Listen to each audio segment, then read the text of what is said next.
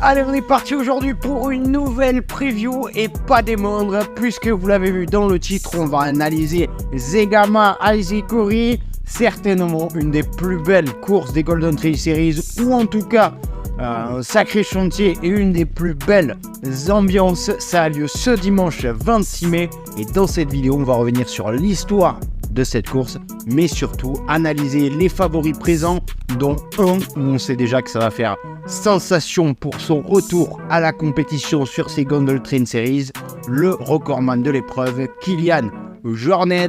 Est-il toujours le numéro 1? C'est ce qu'on va voir dans cette vidéo. Allez, on ne tarde pas, c'est parti.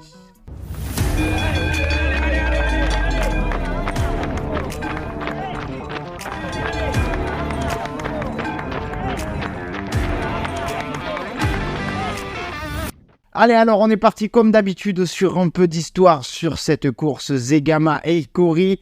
C'est une course du Pays Basque espagnol, un format marathon de 42 km et 2700 mètres de dénivelé positif au départ et autour de Zegama et qui foule les sentiers du massif d'Aizikori.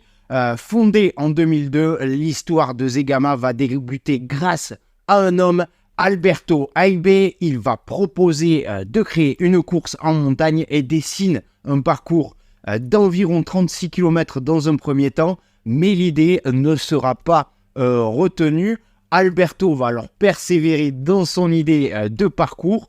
Il va recréer un second parcours inspiré du premier, mais sur la distance marathon, et c'est cette distance marathon qui sera finalement retenue. La première édition de la course a eu lieu le 7 juillet 2002, les spectateurs vont rapidement être au rendez-vous. Ils découvrent les courses en montagne à cette époque-là, mais ils sont déjà habitués à encourager des sportifs et plus précisément les cyclistes dans les nombreuses courses cyclistes de la région du Pays Basque. Et par habitude, ils vont prendre place dans les parties montantes les plus raides du parcours, comme la côte de Sancti Espiritu, et reproduisent l'ambiance et la ferveur dans les cols des courses cyclistes, et ça donne un résultat totalement impressionnant. Toutes ces images qu'on voit tous les ans sur Zegama dans cette montée du Sancti Espiritu, c'est tout bonnement incroyable. Le mythe de Zegama est alors né, une folle ambiance, un parcours très technique vont rapidement séduire les meilleurs coureurs mondiaux. Et en 2004, Zegama va passer un nouveau cap en entrant sur le circuit des Skyrunner World Series, puis en 2018 sur le circuit des Golden Trail World Series. Côté record, l'année 2022, ça aurait été la plus rapide de toutes les éditions, tant chez les hommes que chez les femmes. Chez les hommes, c'est le King Kilian Jornet qui va boucler le parcours en 3h36, et chez les femmes, c'est la néerlandaise Nienke Bierman qui va exploser le record féminin en 4h16. Voilà pour ce petit retour sur l'histoire de cette magnifique course. Donc maintenant, place à l'étude des favoris pour cette édition 2024. Avant ça, petit point météo, tant on sait que cette course sous la pluie, c'est un concours de ventre qui glisse, c'est un véritable chantier, mais ça fait aussi du spectacle comme l'année dernière. Alors pour l'instant, ça se tient, les températures seront parfaites, pas trop chaud ni trop froid, ça devrait être couvert, mais pas de pluie. Après, ça peut changer d'ici là, mais les conditions s'annoncent parfaites pour de très très belles performances. Allez alors, on est parti pour les favoris. On commence par les hommes et je vais vous en présenter 3. Et le premier, c'est Manuel Merillas, 920 de Coatitra, vainqueur en 2023 avec le deuxième meilleur chrono dans des conditions qui étaient totalement dantesques. Donc le temps n'était pas favorable à un tel chrono, mais il est allé chercher un chrono monstrueux. Et donc ça fait de lui un des grands favoris pour cette course cette année. D'ailleurs, il a lancé sa saison au début du mois avec une victoire sur une autre Sky Race en Espagne, avec un peu le même profil, un format marathon avec 3000 mètres de dénivelé positif, dans des sentiers un peu techniques. Et ça, c'est des profils et des types de terrain qui lui correspondent parfaitement. C'est un descendeur hors norme, peut-être même le meilleur du circuit. Et si on prend tout ça en compte, la fin du parcours, elle est clairement à son avantage. D'ailleurs, c'est là l'année dernière qu'il avait fait le gros du travail. Je crois qu'il était passé 7e en haut de la bosse. Et dans la dernière descente, il reprend tout le monde et il vient remporter Zegama. Donc voilà, Manuel, c'est un des grands favoris cette année. Et puis à l'entraînement, c'est un véritable animal qui mange énormément de dénivelé. Sur 2023, je crois qu'il avait avalé de mémoire quelque chose comme 600 000 mètres de dénivelé positif. Et donc de dénivelé négatif aussi, entre ski alpi et trail. Bon, c'est tout bonnement hallucinant. Donc, il sera à coup sûr prêt à avaler une course comme Zegama. Il sera là, toujours avec ses bâtons. D'ailleurs, je vous laisse admirer, je vous les mets en photo, les bâtons qu'il s'est fabriqués avec des bambous, rigides, légers, résistants et biodégradables. Qu'est-ce que tu veux demander de plus à des bâtons? Donc voilà, pour Manuel Merillas, il sera là, prêt à en découdre avec 2 autres bestiaux qui vont suivre. D'ailleurs, on enchaîne avec Elouzine Elazaoui, 925 de Côte Itra, dans le team normal depuis ce début d'année. Il a été auteur d'une saison 2023 stratosphérique. Il est déjà en très grande forme en ce début de saison 2024. Elouzine, ça fait des années qu'il est là. On l'a découvert en même temps que le circuit des Golden Trail. Il a toujours performé sans bruit, toujours dans les 5 ou dans les 10. Jusqu'à l'année dernière où il est monté vraiment d'un step. D'ailleurs, j'ai une petite stat qui est assez folle. Depuis 2018, Elouzine n'a jamais terminé en dehors du top 10 d'une course. Une course référencée ITRA. Peut-être il en a fait d'autres plus petites qui n'étaient pas référencées où j'ai pas forcément les stats. Mais voilà, sur les courses référencées ITRA, Elouzine, depuis 2018, n'est pas sorti du top 10 et pourtant, il en a fait plus d'une vingtaine et c'est toujours des courses avec des niveaux incroyables. Donc 6 ans de top 10 sur des courses internationales, ça cause. Et comme je vous disais, en 2023, Elouzine a vraiment step up avec une seconde place sur ce même Zegama l'année dernière, derrière Manuel Merillas. Avec un chrono qui lui aurait permis de gagner sur pas mal d'autres éditions, vainqueur de la Dolomites Run, manche des Golden Trail World Series, et surtout vainqueur de la finale des Golden Trail Series sur Igolfo dell'Isola, après une bataille géniale avec le Kenyan Philemon Kiriango. Donc voilà, Elouzine, pour moi, il fait partie du top 5, voire même peut-être du top 3 des coureurs sur ces distances entre 20 et 40 km. Il aura toujours son mot à dire et pour moi ce sera le cas dimanche, il va avoir son mot à dire. Voilà pour Elouzine Elazaoui. Et ensuite, celui que vous entendez tous et toutes, celui qui va rendre la course encore plus passionnante à regarder, sa seigneurie Kilian Jornet, 940 de Côte Itra, 3e au ranking mondial Itra, et donc comme je vous l'ai dit, recordman de l'épreuve, et surtout il va viser une 11e victoire sur Zegama, donc 10 victoires sur Zegama à l'heure d'aujourd'hui. Il connaît donc le moindre caillou du parcours. Alors sur le papier, parce que de loin il paraît imbattable et favori incontestable, mais si on regarde d'un peu plus près, il y a quand même un petit point d'interrogation, car on ne sait presque rien de son état de forme actuel, peu ou pas de dossard ces derniers temps.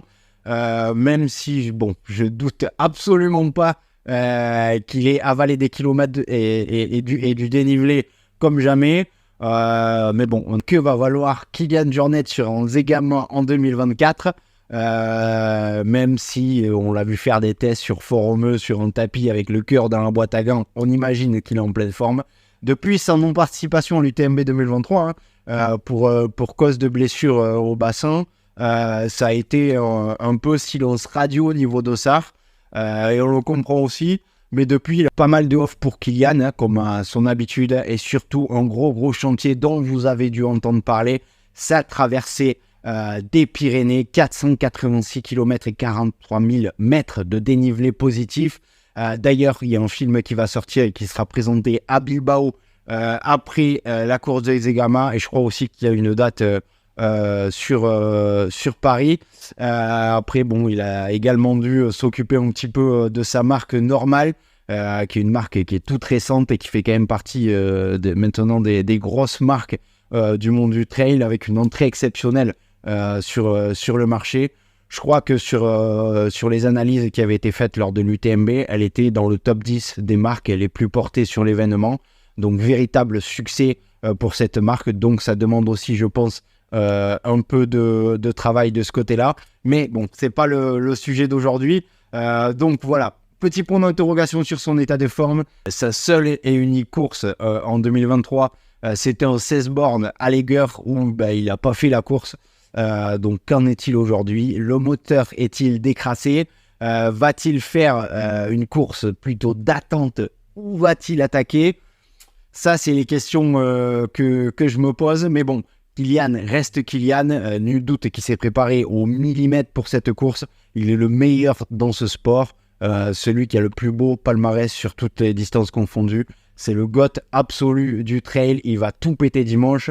Voilà. Mais ce qui va être intéressant de voir, c'est comment va-t-il s'y prendre, et 2, ça va être un peu d'essayer de jauger son état de forme pour les prochaines échéances de la saison, et aussi essayer de jauger un peu ce qu'il vaut dans les premiers kilomètres. Et quand je parle de prochaines échéances de la saison, c'est notamment Sierzinal, pour peut-être aller chercher une 10e victoire sur cet autre mythe. Donc voilà, pour mes favoris, pour moi ils sont 3 favoris masculins, comme vous avez pu le voir. Kilian devrait gagner, mais si il y a quelqu'un qui peut aller l'embêter, pour moi, ce serait Manuel Merias ou Elouzini Lazaoui. Mais bon, après, derrière, ils sont encore nombreux à pouvoir truster des places du top 5. Attention à ne pas oublier un coureur comme le Polonais Bartolomé Przewoźski ou encore le Kenyan Robert Kemoy, à qui le profil ne correspond mais pas du tout, mais qui s'améliore d'année en année et qui de course en course step up vraiment sur des parties de plus en plus techniques. Il est de plus en plus à l'aise et il avait quand même terminé à la 5e place l'an passé sur ce même Zegama. Donc attention à tous les autres coureurs également. Mais bon, pour moi, Kilian devrait rester Kilian et devrait aller chercher sa 11e victoire sur Zegama. Allez, on passe chez les dames. Et l'américaine Sophia Lockley, qui était injouable en 2023, est blessée en ce début d'année. Elle sera donc absente et ce sera un peu plus ouvert. On retrouve notamment Sarah Alonso. Elle est chez elle au Pays Basque. L'année dernière, elle a été blessée et a eu un peu de mal à revenir. Mais cette année, elle semble surmotivée à retrouver son top niveau. Après les 2 premières courses des Golden Trail Series en Asie, elle est 3e du général. Preuve qu'elle est bien de retour. Attention également à sa compatriote Marlène Ossa, elle aussi du Pays Basque, et 4e surprise du général des Golden. Les deux devraient jouer devant sans problème. Elles sont chez elles, elles connaissent le parcours et auront à cœur de bien faire. Mais pour moi, il va falloir ajouter aux 2 Basques le match entre les 3 premières de l'année dernière. Danelia Oemus, vainqueur surprise ici l'an passé. Elle a ensuite enchaîné avec de grosses perfs, 6e des mondiaux, 6e du marathon du Mont Blanc et 5e de l'OCC en 2023. Elle avait sacrément perfé l'année dernière. Si c'est du même niveau que l'année dernière, elle sera devant à coup sûr. Ensuite, il y avait également Kathleen Fielder, seconde l'an passé, qui elle aussi a été blessée en fin d'année 2023. Donc pas trop de résultats depuis, mais elle revient pleine balle. Et enfin, Thérèse Leboeuf, 3e de la première manche des Golden Trail Series. 3e de Zegama l'année dernière et 3e des mondiaux de trail court à Innsbruck l'année dernière aussi. Il va falloir compter sur L3 dimanche, en plus des 2 Basques, Sarah Alonso et Marlène Ossa. Donc voilà, ça devrait être assez serré chez les femmes. Je pense que ça va beaucoup bouger jusqu'à la ligne d'arrivée et surtout dans les premières descentes.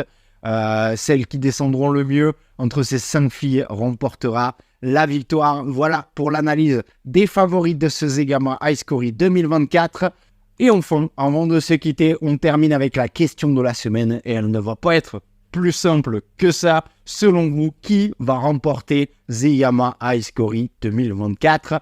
J'attends vos réponses avec impatience. Voilà pour cette vidéo preview de Zegama. Rendez-vous dimanche à 9h pétante. Merci d'avoir regardé jusqu'au bout. Vous pourrez suivre cette course sur le site des Golden peut-être sur Eurosport aussi, je sais pas si encore le partenariat entre les Golden et Eurosport. Allez, on se retrouve très bientôt pour de nouvelles aventures. C'était Arnaud pour Endurance Show. Ciao!